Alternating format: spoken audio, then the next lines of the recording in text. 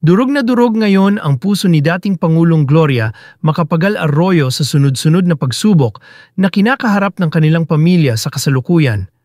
Bukod sa iba't ibang malulubhang karamdaman ng pamilya ay ang pagpanaw pa ng isa nilang mahal sa buhay.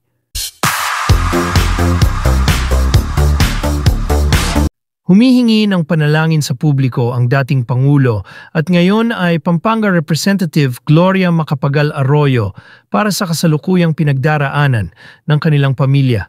Sa official statement na inilabas ni Arroyo nitong gabi ng Lunes, Marso 31, ibinahagi niya ang matinding pinagdaraanang pagsubok ng kanilang pamilya sa kasalukuyan.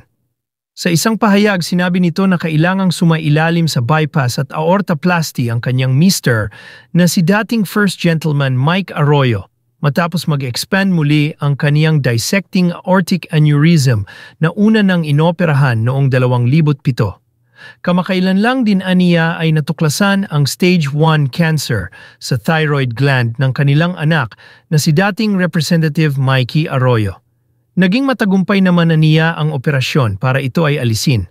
Sa ngayon nakatuon muna siya sa kaniyang constituents bago aniya sila tumulak pa Singapore para sa operasyon sa puso ng dating First Gentleman na itinakda sa Abril 7. Pumanaw rin aniya ang asawa ng pamangkin nilang si Dina na malapit sa pamilya na kasalukuyan nilang pinagluluksa sa kasalukuyan.